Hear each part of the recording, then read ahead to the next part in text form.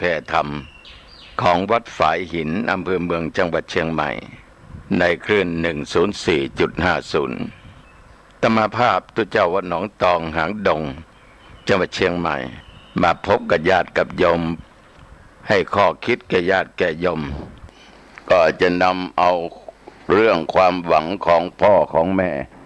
ญาติโยมที่กำลังฟังนี้อาจจะเป็นพ่อคนแม่คนก็ได้นะหรือยังไม่มีครอบครัวยังเป็นลูกเป็นเต้ามีพ่อมีแม่มีชีวิตอยู่บางทีเราก็จากบ้านไม่ได้อยู่ร่วมกับพ่อกับแม่เพราะไปทำงานต่างแดนต่างอำเภอต่างจังหวัดหรือกำลังศึกษาร่ำเรียนอยู่ไปพักหอน่นหอนี่ใกล้สถาบันการศึกษาเพื่อความสะดวกสบายแต่บางคนถึงจะมีครอบครัวก็ห่างพ่อแม่นานๆจะได้กลับบ้านสักทีในยุคปัจจุบันนี่โยมทั้งหลาย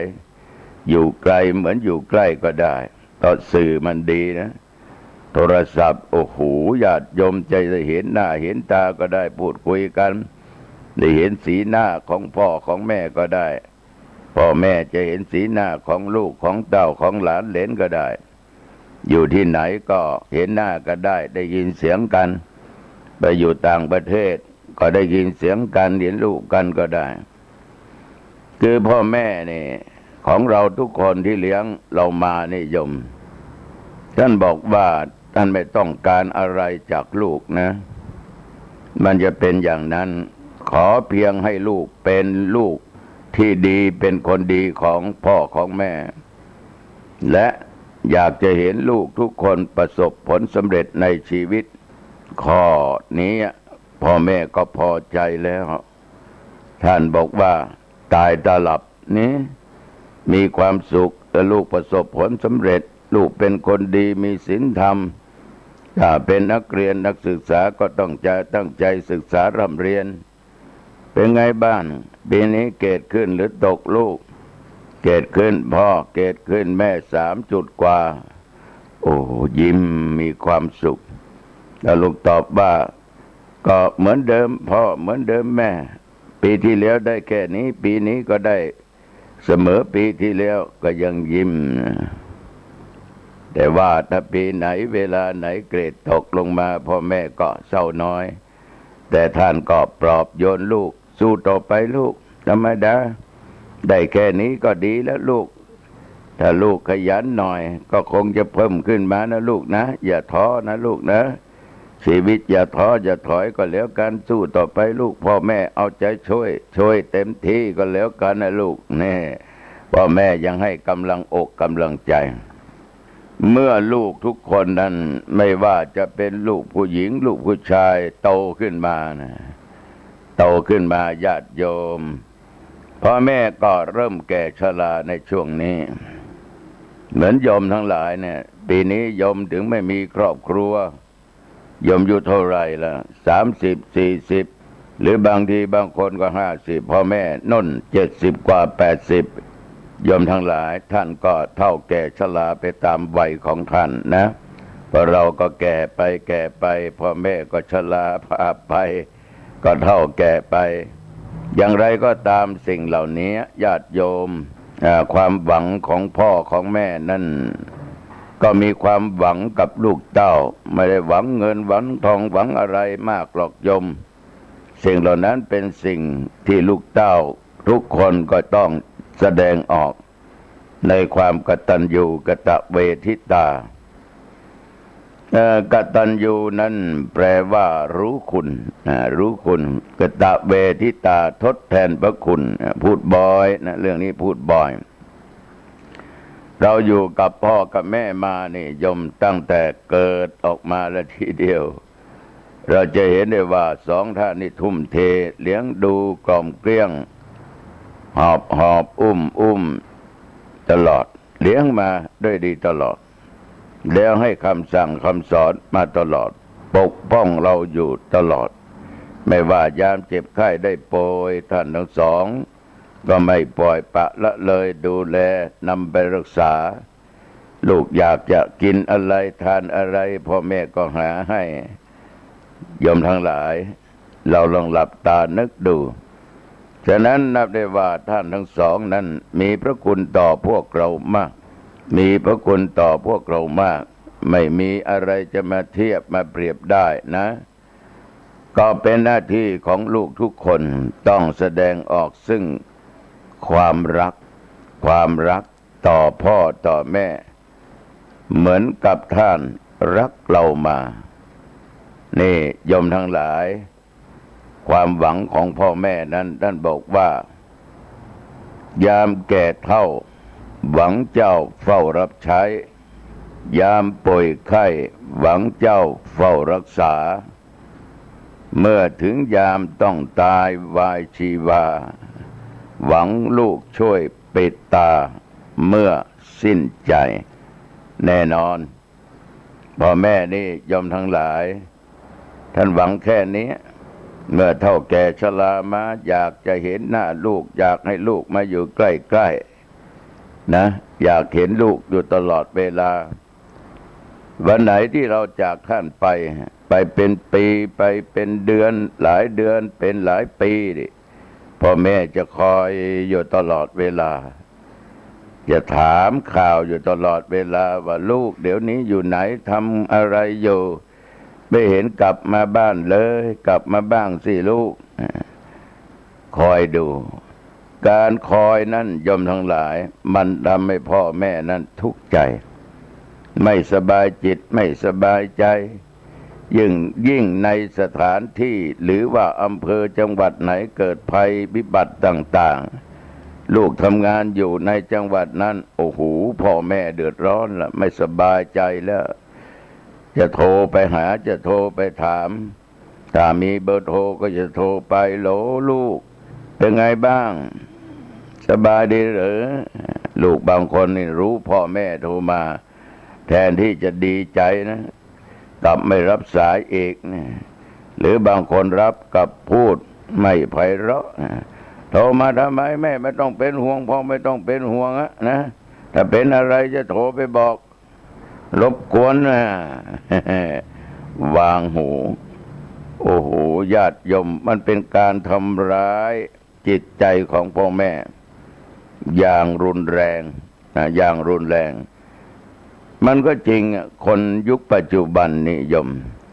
อันจะคุยกับพ่อกับแม่นี่มันไม่ค่อยมีนะดังที่ท่านเป็นห่วงเป็นหาม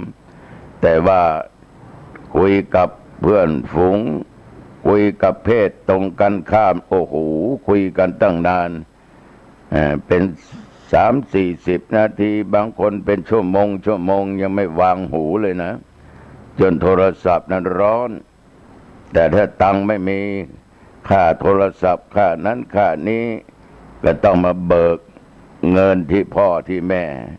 เอาเป็นค่าโทรศัพท์ค่าโทรมันก็แปลกดีโยมทั้งหลายที่พ่อแม่นี่โทรดันไม่คุยดันไม่พูดบางคนพูดมาก็เสียงแล้วอย่างว่าโยมทั้งหลายกระแทกแดกดันอย่างนี้มันใช้ไม่ได้นะใช้ไม่ได้โยมที่นอนฟังนี่นั่งฟังนี่เคยทำกับพ่อแม่อย่างนี้ไหมและลูกของโยมเคยทำอย่างโยมหรืออย่างที่อาตมาภาพพูดไหมมันเป็นไปอย่างนี้เป็นส่วนมากนะจนบางครั้งนี่โยมทั้งหลายพ่อแม่ต้องเสียใจน้ำตาไหลโยมบางคนน้ำตาคลอเบ้ากินก็ไม่ค่อยได้นอนก็ไม่ค่อยหลับจิตใจก็กระสับกระส่ายคิดถึงลูกยิ่งลูกไปอยู่ในต่างจังหวัดทำงานอยู่ตรงนั้นตรงนี้มีข่าวว่ามีโจรผู้ร้ายบ้างเขาวางระเบิดบ้างทำอย่างนั้นทำอย่างนี้โอ้โหจิตใจพ่อแม่เกือบสลายนะอยากจะรู้ข่าวเร็วๆว่าลูกตัวเองปลอดภัยไหมเป็นยังไงบ้างนี่คือความห่วงหาประกอบกับความรักความเมตตาความสงสารคิดถึงลูกตลอดเวลาสาธุชนญาติโยมทั้งหลายเราเป็นลูกเป็นเต้าพ่อแม่เฒ่าแก่มาท่านไม่หวังอะไรอยากจะให้เรานี่คอยรับใช้ท่านฉะนั้นในสมัยโบราณนี่สมัยก่อนนี่ลูกมี2 คน ถ้าไม่คนโตก็คนสุดท้องต้องอยู่ที่บ้านนะถ้ามีหลายคนก็เช่นเดียวกันไม่คนใดคนหนึ่งต้องอยู่เรือนเรียกว่าอยู่ที่บ้านกับพ่อกับแม่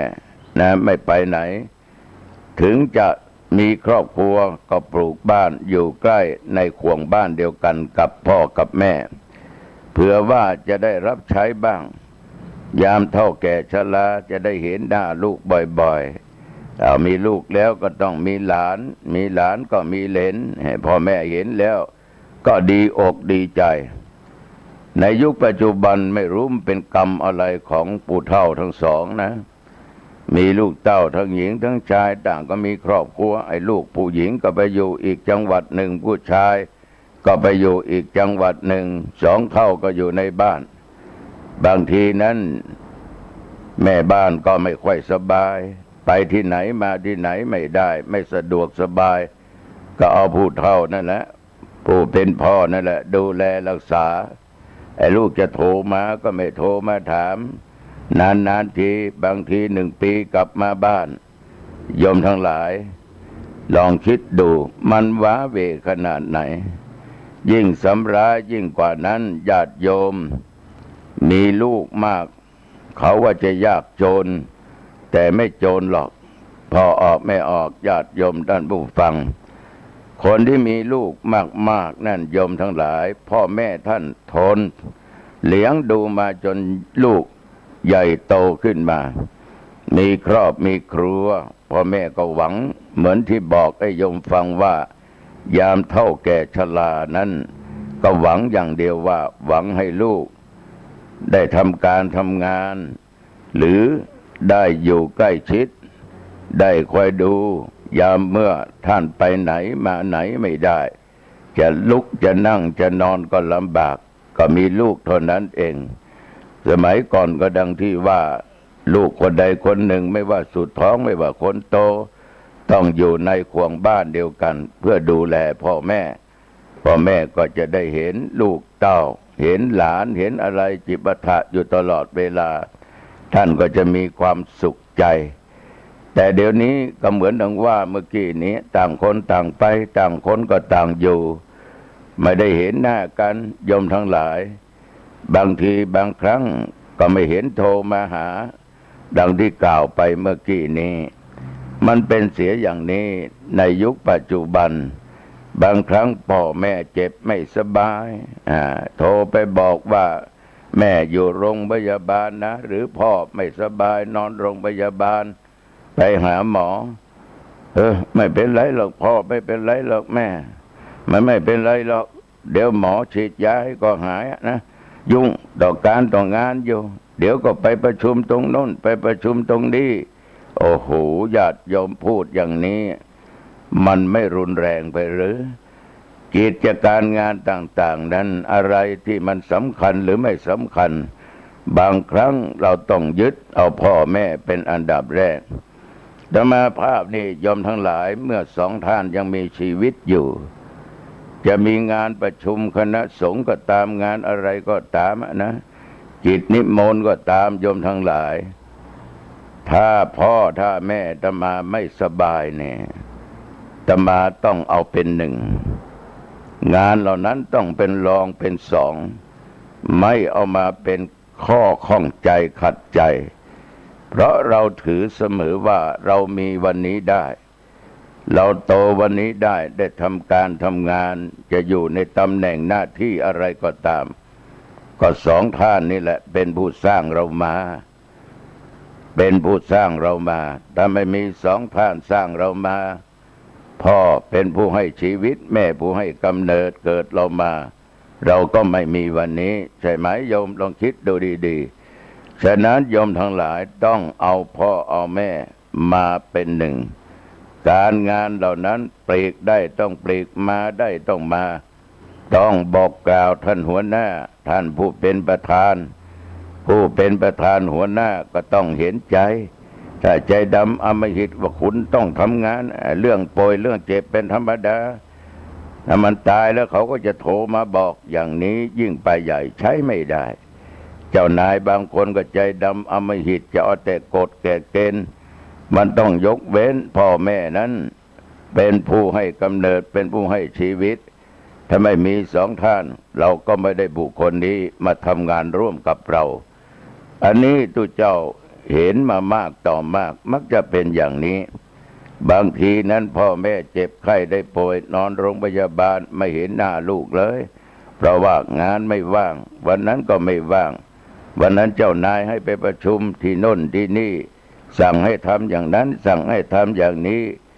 เพื่อรู้อีกครั้งพ่อแม่ตาย พ่อแม่ตายโยมทั้งหลายเจ้านายบางคนเอากลับบ้านได้ให้ลาสัก2 วันนะเผาศพเผาซากแล้วก็กลับมาทำงานใหม่นะขอแสดงความเสียใจ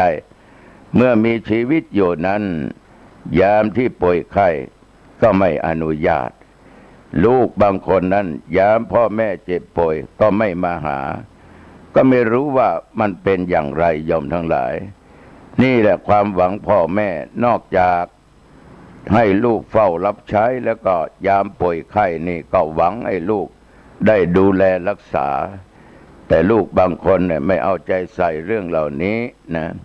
บางคนนี้โยมทั้งหลายนำพ่อนำแม่นี่ไปฝากบ้านสงเคราะห์คนชรา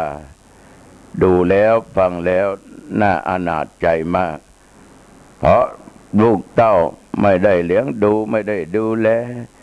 ไม่ได้อยู่ใกล้ชิดก็เลยพ่อแม่นี่บางที2 เท่าไปฝากไว้สถานคนชราที่เขาเลี้ยงดูกันมันน่าอนาถขนาดไหนบ้านมีที่ดินมีไม่มีใครดูแลไม่มีใครมาอยู่เฝ้ามันก็แปลกดีนะคนปัจจุบันนี้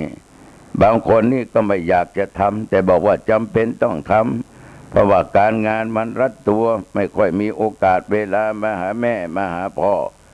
ว่างั้นไปโยมทั้งหลายนึกดูสิเวลาเราเป็นเด็กเป็นเล็กเราเจ็บไข้โดยป่วยท่านทั้งสองโอ้โหโยมทั้งหลายอดตาหลับขับตานอนนะเปลี่ยนกันลุกเปลี่ยนกันนั่งดูแลลูกตลอดเวลาเอาลูกไปรักษาที่โรงพยาบาลท่านทั้งสองก็ไปนอนเฝ้านั่งเฝ้าบางทีเนี่ยไม่ได้นอนหลับไม่ได้หลับเฝ้าลูกอยู่ตลอดเวลาลุ้นตลอดเวลาเดี๋ยวก็ถามลูกว่าสบายดีหรือลูกอาการเป็นยังไงถ้าลูกบอกว่าปวดหรือมีไข้สูงก็เรียกหมอมาพยาบาลมานั้นความรักของพ่อแม่ขอโทษโยมนะบางครั้งลูกขี้ลูกเยี่ยวนี่ออกมาถ่ายออกมานี่พ่อแม่ก็ต้องเป็นพยาบาลและเป็นหมอแล้วดูแลเรื่องสิ่งเหล่านี้ได้ดีฉะนั้นมีลูกคนไหนบ้างที่จะดูแลเฝ้าไข้พ่อแม่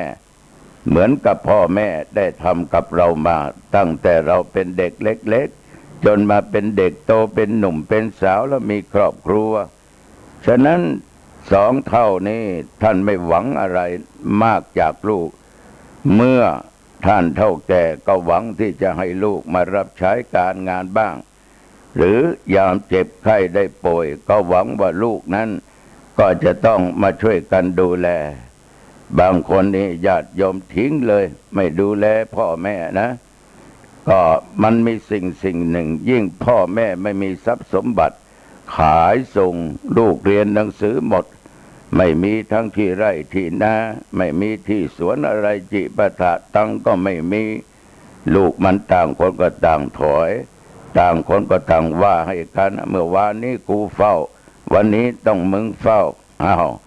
ก็เรียกว่าถกเถียงกันนะพ่อแม่ไม่สบายก็เกี่ยงกันให้ไปเฝ้าตายแล้วกูเฝ้ามาตั้ง2-3 วันก็ไม่เห็นมึงมาเฝ้าเลยนี่ยังว่าให้กันอย่างนั้นอีกโยมทั้งหลายเพราะอะไรโยมทั้งหลายขอนมันไม่มีเหตุพ่อแม่ไม่มีทรัพย์สมบัติเพราะขายส่งลูกเรียนหมดหรือก็เลี้ยงดูลูกมาจนหมดทรัพย์สินเงินทองลูกเต้าบางคนนี่ขึ้นลงขึ้นศาลพ่อแม่ก็จำเป็นต้องขายหรือเอาของเอาที่ดินไปจำนองจำนำจนหลุดไปเพื่อเอาลูกให้พ้นจากคดีความต่างๆเพราะความรักของบิดามารดาที่มีต่อลูกมากมาย จนหมดอะไรทุกสิ่งทุกอย่างไม่มีทรัพย์สมบัติลูกก็ไม่อยากจะเข้าหาไม่อยากจะมาใครจะมาก็กลัวหมดตัวกลัวเสี่ยงเงินกลัวต้องใช้จ่ายในเรื่องนั้นเรื่องนี้เราจะเห็นลูกในบางครอบครัวนี่จะพูดกันอย่างนี้ตายแล้วเมื่อวานนี้กูก็จ่าย2-3 วันกูก็จ่ายค่ายุกค่ายาค่าไปโรงพยาบาลกูก็เอารถไปรับไปหาหมอจะตลอดเวลาก็ไม่เห็นมึงมาโยมทั้งหลายถ้า2 เท่ายังมีที่ดินมีทรัพย์สมบัติมีเงินมีทองมันจะไม่เกิดสิ่งเหล่านี้ขึ้นมันจะพูดว่ามึงจะไปไหนก็ไปกูจะดูแลเองพ่อแม่นะมึงไม่ต้องเป็นห่วงมันก็พูดได้โยมแต่นี่พูดให้ฟังนะใจหนึ่งมันอาจจะคิดว่าอยู่ใกล้ชิดอย่างนี้แล้วเดี๋ยวพ่อแม่ก็คงจะเซ็นให้มอบอะไรให้เป็นกรณีพิเศษแต่มันคิดไปอย่างนั้นเพราะมันมีทรัพย์สมบัติเงินทองมีเท่าไรก็เบิกมาใช้จ่ายเป็นขยุกขยาฉะนั้นขอฝากไว้กับผู้ใหญ่คือพ่อแม่ทุกคนจะต้องนึกอยู่ตลอดเวลาว่าเรานั้นถึงบั้นปลายแห่งชีวิตนั้นโยมทั้งหลายถ้าเราไม่มีทรัพย์สมบัติก็จะลำบากมีหลายครอบครัวที่ผู้เฒ่าทั้งสองอกแตกตายลูกไม่ดูแลหลานไม่ดูแลต่างคนต่างเอาการเอางานมาอ้างว่าไม่ว่างอย่างนั้นไม่ว่างอย่างนี้โยมผู้ชายไปก่อนโยมผู้หญิงในที่สุดไม่ถึง2 เดือนโยมผู้หญิงก็ตามโยมผู้ชายไปเพราะไม่มีใครมาอยู่ด้วยหลานก็ไม่มาลูกนี่ก็ไม่มาโยมทั้งหลายปล่อยโยมผู้หญิงผู้เฒ่าคนนี้อายุตั้ง80 กว่าอยู่คนเดียวโยมทั้งหลายลองคิดดูมันจะว้าเหวขนาดไหนมันก็เหมือนกับเราเป็นเด็กมันก็ขาดความอบอุ่นนะขาดคนมาดูแลมันก็อยู่ไม่ได้ในที่สุดผู้เฒ่าก็ต้องตอมใจตายอกแตกตายตามผู้เฒ่าผู้เป็นผู้ชายเป็นสามีไปมีหลายคู่ที่เป็นอย่างนี้นะฉะนั้นหลวงพ่อก็อยากจะฝากกับลูกทั้งหลายต้องดูแลท่านเมื่อยามท่านเฒ่าแก่ชรายามท่านเจ็บไข้ได้ป่วยมันเป็นหน้าที่ของพวกเราทีนี้เมื่อถึงยามตายวายชีวาคือชีวิตของคนเราเนี่ยมันเกิดมาแล้วก็ต้องแก่ก็ต้องเจ็บมันก็ต้องตายไม่ว่าใครนะไม่ว่าโยมและอาตมาภาพไม่ว่าคนจนคนร่ำคนรวยจะมียศถาบรรดาศักดิ์ไม่มีก็ตามจะเป็นคนร้ายคนดีก็ตามมันก็หนีสิ่งเหล่านี้ไปไม่พ้นนะแต่เรานั้นโยมทั้งหลายต้องคิดเสมอว่าถ้าเรายังมีชีวิตอยู่พ่อแม่ตายจากเราไปนะพ่อแม่ไม่หวังอะไรแล้วหวังให้ลูกปิดตาให้นะและทำบุญอุทิศส่วนกุศลไปหาท่านเท่านั้นเองแต่บางท่านบางคนนี่ญาติโยมทั้งหลายไม่ได้ทันได้เห็นใจพ่อแม่ตายนะบางทีเพราะ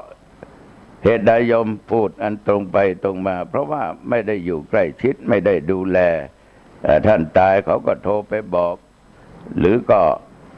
ไปบอกไปกล่าวให้ว่าท่านตายแล้วเสียชีวิตแล้วลูกบางคนก็ร้องไห้เสียใจอย่างนั้นอย่างนี้ก็ไม่น่าจะไปร้องไห้ละไม่ต้องไปเสียใจละเพราะท่านมีชีวิตเราก็ปล่อยปละละเลยไม่ดูแลท่านทีนี้ญาติโยมบางทีพ่อแม่ตายเนี่ยละทิ้งทรัพย์สมบัติมรดกตกทอดไว้มากไอ้สิ่งที่ดีๆนั่นจะทำบุญสุนทานอุทิศส่วนกุศลให้พ่อแม่นั่นก็กลัวหมดกลัวเสี่ยงทรัพย์สมบัติกลัวเงินทองปัจจัยสิ่งของนั้นหมดไปก็ไม่ทำนะบางคนก็ทำแต่ก็ทำไปอย่างนั้นแหละญาติโยมแต่ทีนี้บางคนก็อยากจะเอาหน้าเอาตาหน่อยจัดการงานศพให้มันสมเกียรติไม่ว่ากันนะแต่ว่าจะทำบุญสุนทานถวายขันข้าวหรือว่าจะฟังเทศฟังสวดถวายวัตถุปัจจัยถ้าจะทำมันก็ยากบางคนบอกว่าทำไมไอ้พ่อไอ้แม่มันฟังเทศมาตั้งนานแล้วนี่มันตายไปแล้วไม่ต้องไปเทศอย่าเข้าใจผิด ท่านไม่ได้เทศให้คนตายฟังนะโยมนะทุกวันนี้เขานิมนต์อาตมาภาพไปเทศในงานศพต่างๆไม่ว่าใกล้หรือไกลนี่ไม่ได้เทศให้คนตายฟังเทศให้คนที่ไม่ตายนะได้ฟังเทศให้ลูกให้เต้าให้หลานให้เหลนให้ญาติทั้งหลายศรัทธาทั้งหลายที่ไปร่วมงานนั้นได้ฟังเหมือนกับวันสองวันนี้อาตมาเองไปเทศที่วัดกู่อำเภอแม่แจ่มซึ่งเป็นอดีตเจ้าคณะอำเภอได้ถึงแก่มรณภาพเกิดท่านพระครูญาณกิตติคุณนะท่านได้ถึงแก่มรณภาพไปอายุพรรษาของท่านได้70 ปีนะ70 ปีพรรษาเป็นพระนั่นก็โยมทั้งหลายเกือบจะ50 พรรษาแล้วท่านได้มรณภาพไปได้รับนิมนต์ไปเทศโยมทั้งหลายอาตมาก็ไม่ได้หมายความว่าจะไปเทศให้ท่านพระครูฟังหรอกเพราะท่านพระครูก็เป็นนักบวชก็เป็นพระแล้วก็เคยเทศสั่งสอนญาติโยมมาตั้งนานมีลูกศิษย์ลูกหาอาตมาก็เทศวันนั้นก็คือเทศให้คนที่ไปร่วมในงานศพของท่านพระครูได้ฟังกันไปเทศที่บ้านตองกาย2 คืนซ้อนเพราะมี2 ศพก็ไม่ได้เทศให้คนตายฟังก็เทศให้คนที่ไปในงานศพนั้นได้ฟังกันส่วนมากคนเรานี่มักจะเข้าใจผิดนะเวลาพระจะเทศจะสวดก็เอามือไปเคาะที่โลงศพว่าพ่อจ๊ะแม่จ๋าฟังพระสวดพระเทศนะถ้าหากว่าผีตายมันส่งเสียงขึ้นมาเดี๋ยวกูจะฟังทำไมวิ่นแจ้นนี่อาตมาว่าไม่รู้จะทำอะไรมันจะไม่อยู่โยมทั้งหลายไปเคาะที่โลงศพแล้วแทนที่ลูกมันหลานมันคนที่ไปเคาะจะนั่งฟังนะดันมานั่งคุยกันนะเพราะเข้าใจว่าพระเทศให้คนตายฟังสวดให้คนตายฟังเวลาพระเทศใกล้จะจบอาตมาภาพแสดงธรรมเทศนามาสมควรแก่เวลายกมือไหว้แล้วเงียบนะเงียบพระจะจบแล้วเงียบเอวังก็มีด้วยประกาศนี้สาธุสาธุสาธุนี่โยมทั้งหลายไอ้ตอนเทศนะไม่ฟังนะ มันจะมาฟังใกล้จะเอวังใกล้จะจบก็ลองไปถามดูวันนี้ตุเจ้าเทศเรื่องอะไรมันก็จะตอบว่าไม่รู้เพราะท่านไม่ได้เทศให้เราฟังเทศให้พ่อฟังเทศให้แม่ฟังเทศให้ผัวฟังเมียฟังเทศให้คนโน้นคนนี้ฟังมันเข้าใจไปเสียอย่างนั้นฉะนั้นศรัทธาสาธุชนญาติโยมผู้เฒ่าผู้แก่พ่อแม่เรานะไม่หวังอะไรเวลาท่านตายไปนี่เราก็ช่วยปิดตาให้ท่านเสียแล้วก็ช่วยทำบุญอุทิศส่วนกุศลให้ท่านทั้งสองมันก็เป็นหน้าที่ของเราทุกคนที่เป็นลูกเป็นเต้าก็พึงจะกระทำอย่างนี้ญาติโยมทั้งหลาย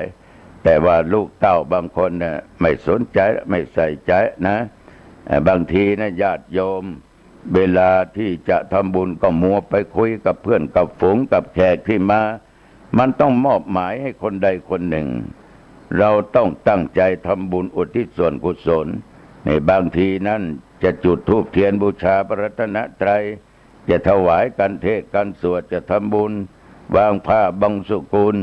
โฆษกก็ประกาศเอาลูกเต้ามีไหนลูกเต้ามีไหนบางคนก็เรียกว่าตะโกนขึ้นมาว่าใครก็ได้ทำไปแทนผมได้ไม่มีปัญหาเทียนฉันได้ไม่มีปัญหาอ้าวก็ตัวเองเป็นตัวที่สร้างปัญหาเราเป็นลูกอย่าลืมว่าเราเป็นลูกคนทั้งหลายที่มาในงานไม่ใช่ลูกไม่ใช่น้องไม่ใช่ญาติแต่เป็นญาติธรรมกันโยมทั้งหลายลองคิดดูดีๆมัวแต่ไปนั่งคุยกับเพื่อนกับฝูงกับคนที่มาในงานพระสวดก็ไม่ตั้งใจฟังพระเทศก็ไม่ตั้งใจฟังแทนที่จะนั่งแบบสงบทำจิตใจให้ตั้งมั่นเป็นสมาธิแบบสงบเสงี่ยมแล้วตั้งจิตอธิษฐานขอผลบุญที่ข้าพเจ้าสร้างในวันนี้จงเป็นพละปัจจัยไปรอดถึงตึงหรือไปรอดถึงดวงวิญญาณของพ่อของแม่ที่ล่วงลับดับขันไปขอดวงวิญญาณของพ่อแม่ไปสู่ทางสุคติอย่างนี้มันถึงจะเหมาะมันถึงจะถูกต้อง ถูกตามที่พ่อแม่นั้นคอยอยู่ตลอดเวลาคอยให้ลูกนั้นปิดตานะคือปิดบาปเสียโยมทั้งหลายแล้วก็ทำบุญอุทิศส่วนกุศลให้ท่านทั้งสองนี่ฝากไว้นะแต่ทุกเจ้าก็ไม่ได้ว่าให้ใครนะที่ฟังนอนฟังนั่งฟังนี่ไม่มีนะฉะนั้นญาติโยมศรัทธาสาธุชนทั้งหลายเราเป็นลูกเป็นเต้านั้นก็ต้องฟังถ้อยคำจากพ่อจากแม่ดังที่ว่ายามแก่เฒ่าหวังเจ้าเฝ้ารับใช้ยามป่วยไข้หวังเจ้าเฝ้ารักษาอย่าถึงเมื่อถึงยามต้องตายวายชีวาหวังลูกช่วยปิดตาเมื่อสิ้นใจฟังดังนี้แล้วโยมทั้งหลายจะคิดยังไงลองคิดดูดีๆนะคิดดูดีๆว่าหน้าที่ของเราทุกวันนี้เราปฏิบัติต่อบิดามารดาต่อพ่อแม่ของเราได้ดีขนาดไหนเพราะเดี๋ยวนี้อาตมาเชื่อมั่นว่าทุกคนที่ฟังอาตมาพูดนี่หรือบรรยายธรรมะนี่โยมก็เป็นพ่อคนแม่คนแล้วบางคนก็ลูกได้แสดงออกซึ่งความรักห่วงใยต่อโยมเพราะโยมได้แสดงความรักความห่วงใยต่อบิดามารดาของโยมมาก็คือมีความกตัญญูรู้จักคุณกตเวทิตาตอบแทนคุณของท่านแต่บางคนก็บ่นเสมอว่าเด็กเดี๋ยวนี้หลวงพ่อมันไม่มีความกตัญญูต่อพ่อต่อแม่จะไปหวังพึ่งเขานะพึ่งไม่ได้นะมันพึ่งไม่ได้จริงๆนะหลวงพ่อนะอาตมาก็เงียบฟังแล้วก็ดูเขานั่นก็ทำอย่างนี้แหละมันเป็นกรรมของเขาโยมทั้งหลายที่มาสนองเขาเพราะเมื่อพ่อแม่เขามีเขาก็ไม่เอาใจใส่ไม่ค่อยดูแลสักเท่าไหร่ทีนี้เวลาเขามีลูกเต้าก็เหมือนกับเขานั่นแหละที่เขาได้ปฏิบัติต่อพ่อต่อแม่มาอย่างใดก็ตามญาติโยมสิ่งเหล่านี้เราทำอย่างไรไว้อย่างนั้นก็จะมาเกิดขึ้นกับเราตัวเจ้าก็ขอฝากกับญาติกับโยมนำไปคิดพิจารณานะว่าพ่อแม่นั้นมีความหวังกับเราอยู่3 อย่าง1หวังให้เราอยู่รับใช้2เวลาเจ็บไข้ได้ป่วยท่านก็หวังให้เราดูแลรักษา3เวลาท่านตายก็หวังให้เรานี้ปิดตาช่วยทำบุญทำกุศลอุทิศส่วนกุศลไปให้ท่านตั้งความหวังแค่นี้เราจะให้ท่านผิดหวังหรือโยมลองคิดดูดีๆในฐานะที่เราเป็นลูกที่เรามีพ่อมีแม่เราควรทำอย่างไรขอฝากกับผู้ใหญ่ทุกคนนะนำลูกนำเต้านะไปไหว้พระสวดมนต์บ้างวันข้างหน้ามันจะได้ไหว้เราจะได้ดูแลเราเพราะจิตใจมันนั้นมีศีลมีธรรมจิตใจมันไม่ดำอำมหิตมันจะไม่ปล่อยปะละเลยเราเด็ดขาดนี่บางครั้งมันก็อยู่ที่ผู้ใหญ่แต่มาเห็นผู้ใหญ่บางคนไม่มีศีลไม่มีธรรมดื่มเหล้าเนี่ยชอบเล่นชอบเต้นชอบไปน่นไปนี่ไม่ชอบเข้าวัดนะมองวัดเป็นศัตรูนะมองสิ่งที่มันไม่ดีมันน่าอยู่ก็เลยพาลูกเต้าหลานเหลนไป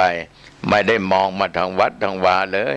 บางทีก็ไปขัดใจกับตุเจ้าองค์นั้นองค์นี้ก็ไปเหมาว่าตุเจ้าเดี๋ยวนี้มันไม่ดีเน้นมันไม่ดีเข้าไปในวัดแล้วแทนที่จะได้บุญกูจะได้บาปมันก็ได้ถ้าไปด่าพระมันก็ได้โยมทั้งหลายฉะนั้นพระพุทธรูปอันเป็นตัวแทนของพระพุทธเจ้าท่านมีเมตตาท่านไม่ได้ด่าใครโยมไปกราบไปไหว้ไปทำวัดสวดมนต์นั่นได้กี่นาทีนั่งสมาธิได้กี่นาทีโยมทำบุญไปด้วยการปฏิบัติโยมทั้งหลายมันจะหล่อหลอมด้านจิตใจของลูกเต้าหลานเหลนของโยมนั้นให้เป็นคนดีวันข้างหน้า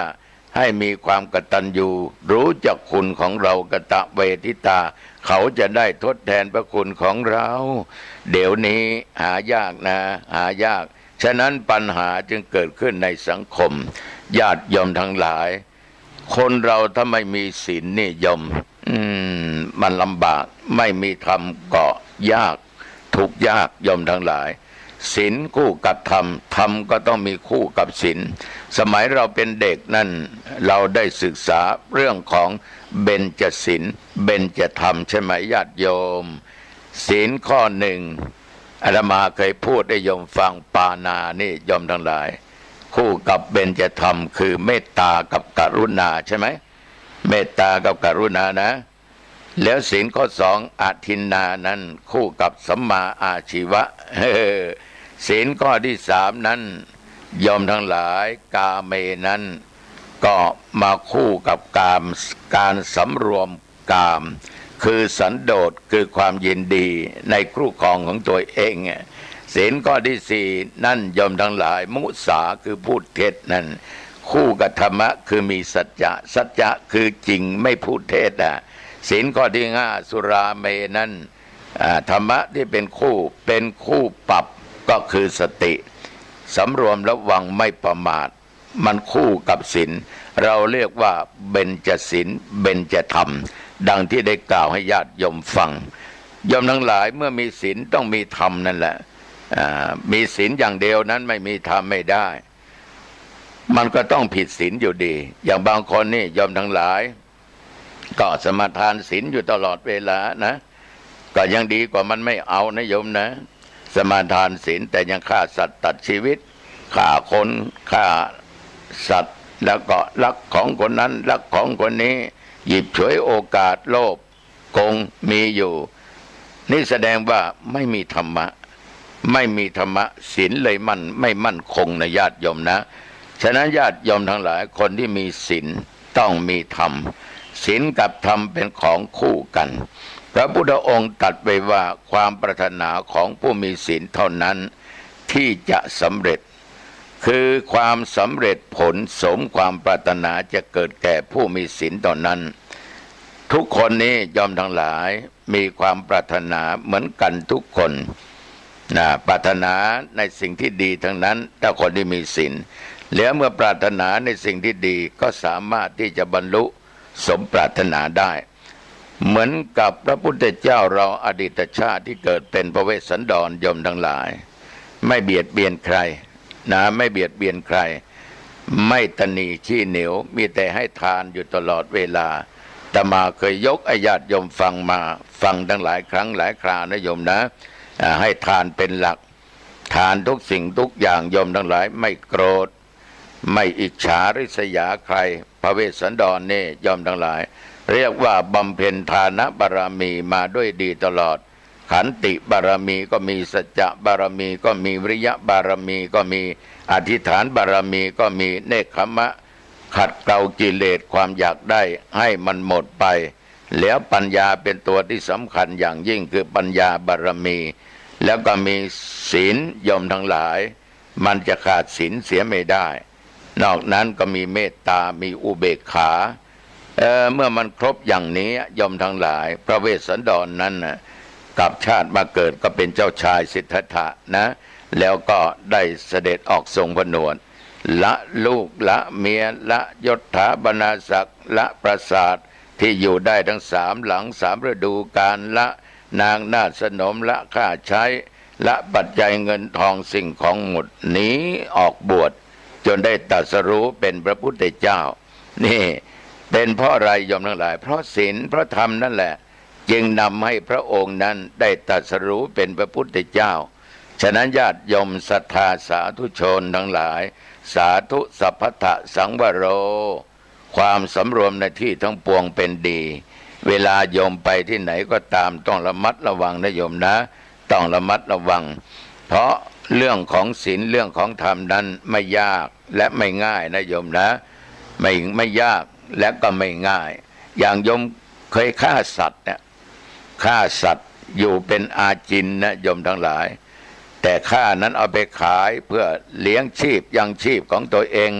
อย่างญาติโยมฆ่าเป็ดฆ่าไก่ฆ่าหมูฆ่าวัวฆ่าควายก็ดี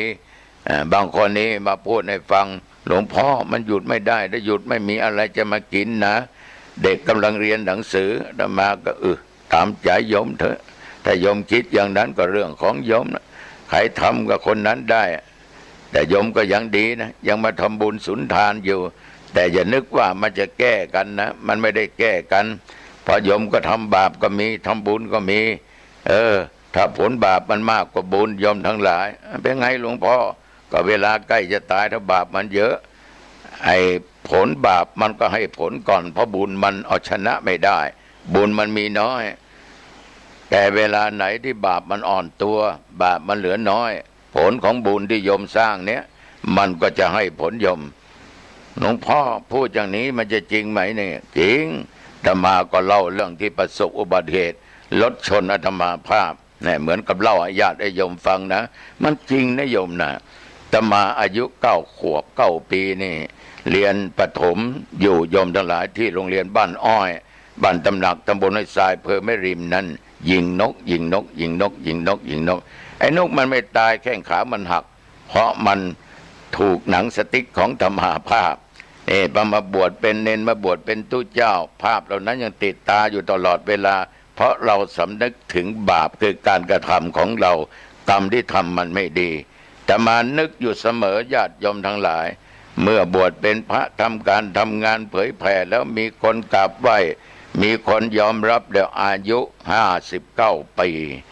โอ้โหโยมได้50 ปีบุญคงจะอ่อนโยมทั้งหลายมันก็เลยเปิดช่องว่างของไหนที่มันอ่อนมันก็จะมีช่องมีรูเปิดช่องไว้ไอ้กรรมที่ยิงนกตัวนั้นมันให้ผลเลยประสบอุบัติเหตุขาหักเลยโยมทั้งหลายคนขับรถส่งธรรมานี่ขนาดรถมาชนตรงหน้านะตรงหน้าต่อหน้าประจันบานกันนะโยมแต่เป็นหนักทางที่คนขับคนขับมันไม่เจ็บนะไอ้คนที่มาชนที่เป็นโยมผู้หญิงโยมผู้ชายก็ไม่เจ็บนะรถเสียนะโยมนะแต่คนขับไม่เป็นไรคนชนก็ปลอดภัยแต่ตุเจ้าทำไมขาถึงหักขนาดว่าอาตมาเป็นตุเจ้าเขาเป็นคฤหัสถ์ทั้งหญิงทั้งชายเพราะคนที่มาขับระหว่างเก่ามีสามีภรรยาไปงานฉลองป่วยหลวงมาที่วัดหนองไคร้นะโยมนะตำบลหนองตองเหมือนกันนะทุกวันนี้จะออกไปแถวตำบลหันแก้วแต่วันนั้นดันออกไปอำเภอสันปะทองมันเป็นกรรมเป็นเวรเป็นกรรมของอาตมาภาพจนขาหักโยมเนี่ยจนขาหักชนอาตมาคิดทันทีว่าโอ้กรรมที่ยิงนกเอี้ยงตัวนั้นแหละนะคนขับถามหลวงพ่อเจ็บไหมเจ็บขาหักแล้วเองเจ็บไหมผมไม่เจ็บเนี่ยกรรมนกเอี้ยงที่ยิงนกเอี้ยงที่เคยเล่าให้ฟังนี่โยมทั้งหลายแสดงว่าบุญเรามันอ่อนก็เลยบางก็มีช่องว่างเปิดรูโหว่ให้กรรมที่ยิงนกนั่นนะมาสนองมาตอบโยมทั้งหลายสิ่งเหล่านี้ถ้าเรารู้เรื่องของธรรมะเราจะรู้ทันทีว่านี่มันเป็นกรรมของเรามันเป็นกรรมของเราคนที่มาชนธรรมะก็บอกเจ้าหน้าที่ว่าโยมอย่าเอาเรื่องเอาราวนะมันเป็นกรรมของธรรมะนะถ้าจะปรับก็ปรับไปตามตัวบทกฎหมายก็แล้วกันนะขับรถโดยประมาทเป็นเหตุให้คนชนได้รับบาดเจ็บจะไม่ต้องไปคิดมันแล้วอาตมาก็ไม่ตายก็บุญแล้วนะก็บอกให้เจ้าหน้าที่ก็เลยปรับไปตามตัวบทกฎหมายคุณโยมที่มาชนก็มีเมตตาธรรมนะโยมนะไม่ละไม่ทิ้งอาตมาภาพหรอกไปเยี่ยมไปใจอยู่ตลอดเวลาที่โรงพยาบาลมหาราชเชียงใหม่ตึกสงฆ์นะชั้น4นั่นนะไปเยี่ยมอยู่ทุกวันอาตมาก็บอกว่าโยมไปประกอบอาชีพไปขายที่ของที่โยมเคยขายไม่ต้องมานะไม่ต้องมานะโยมนะไม่ต้องห่วงธรรมะมีน้องมีญาติมีศรัทธามีตุเจ้าพระเนรมาดูมาเยี่ยมอยู่ตลอดเวลาโยมไปค้าขายนะโยมนะน้ำตาล่วงเลยโยมน้ำตาเขาล่วงเลยเพราะเราก็มีเมตตาต่อเขาเราไม่ตายรอดมานี่ก็บุญอยู่แล้วญาติโยมทั้งหลายคุณโยมก็มีน้ำจิตน้ำใจก็ยังมาอยู่นี่2-3 วันมาแต่มาไม่ต้องมาก็ได้นะโยมเอา7 วันมาสักครั้งก็ยังดีแต่มาก็ไปอยู่ที่โรงพยาบาลได้21 วันแกก็มาทีนี้ย้ายไปอยู่ที่วัดแกก็ยังไปเยี่ยมเยือนอีกโยมทั้งหลายก็เรียกว่าไม่ทิ้งไม่ขว้างมีน้ำจิตน้ำใจต่อกันเลยกันอาตมาก็นึกเสมอว่านั้นคือกรรมของเราที่สร้างไว้เมื่อบุญมันอ่อนเนี่ยญาติโยมทั้งหลายบาปมันก็ให้ผลทันที ฉะนั้นญาติโยมทั้งหลายในชีวิตเนี่ยขอโยมมีศีลแล้วก็มีธรรมะอยู่ในจิตในใจการฆ่าสัตว์ถึงโยมจะยึดเป็นอาชีพก็ตามโยมทั้งหลายอาชีพก็คืออาชีพอันอื่นก็ยังมีเยอะแยะที่มันไม่ผิดศีลมันไม่เป็นบาปไม่เป็นกรรมสัตว์ทุกชนิดก็กลัวตายคนทุกคนก็กลัวตายขนาดเจ็บไม่สบายเราต้องไปหาหมอญาติโยมทั้งหลายบางทีหมอฉีดยาเราก็ยังเจ็บหมอพูดไม่เพราะอารมณ์ไม่ดีเราก็ยังโกรธว่าหมอนี้ไม่ดีอย่างน้นไม่ดีอย่างนี้ขนาดไปโรงพยาบาลนั้นแล้วก็ย้ายไปโรงพยาบาลอีกโรงพยาบาลหนึ่งบอกว่ายาไม่ดีโรงพยาบาลนี้ยาไม่ดีโยมทั้งหลายมันก็อย่าตามใจตัวเองอยู่ตลอดเวลานี่ขนาดเรานะโยมเราไปทำเขาก็เจ็บปวดเขาก็กลัวตายเขาก็กลัวเจ็บ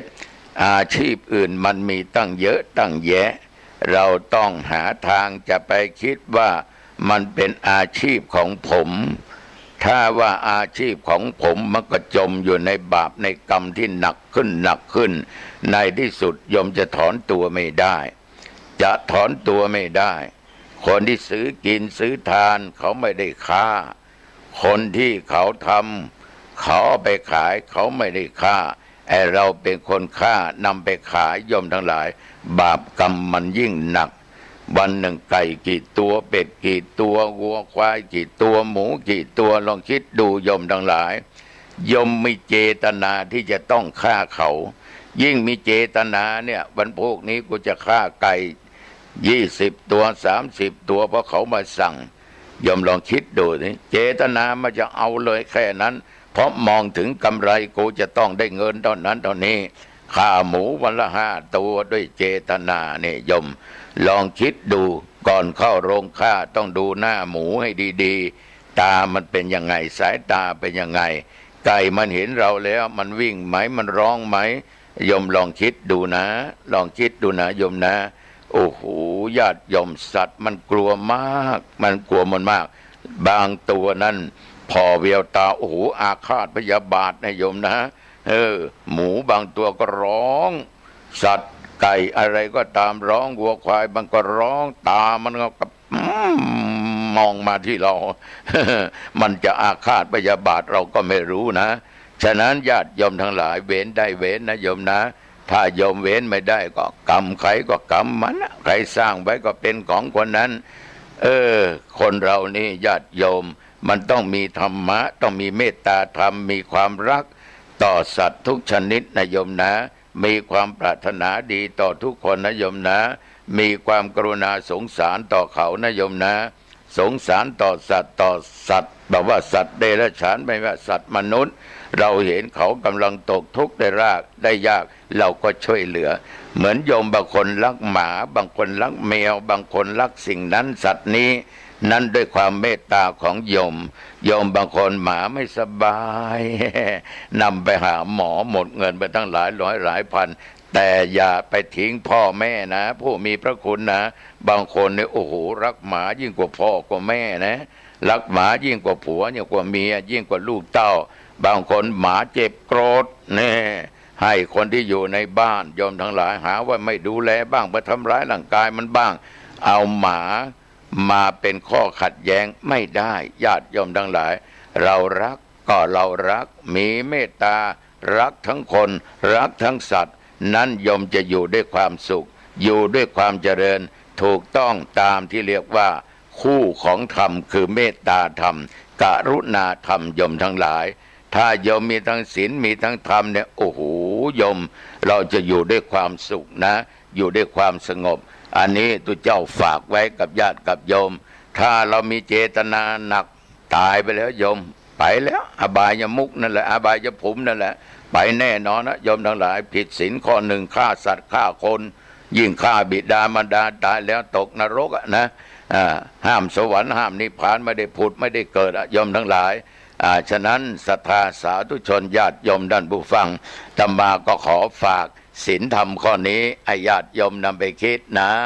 โยมจะคิดหรือไม่คิดก็สุดแล้วแต่โยมก็แล้วกันนาจิตตังมันตั้งจิตตั้งใจ สัพปิติโยวิวัจจันตุสัพพะโลกโกวินัสตุมาเตภวะตวนตรโยสุขีติกายุโกภวะอภิวาตานะ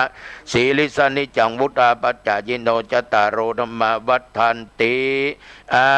ยุวันโนสุขังพลังเจริญพรจัดงานปล่อยลวงมีแล้วทานก็ชื่นสุข104.50 ร่วมกับทีมงานธรรมะคลายเครียดของเราจะมีการทอดผ้าป่าสามัคคีประจำปีวันพระที่ 7 เดือนมกราคม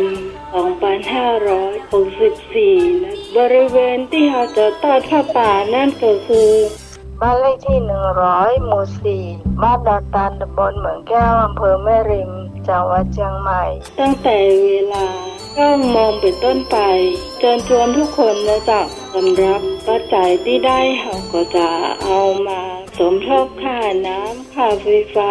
บำรุงสถานี คุณผู้ฟังที่สนใจจะบำรุงสถานีก็แจ้งความประสงค์มาได้นะจ๊ะที่หมายเลข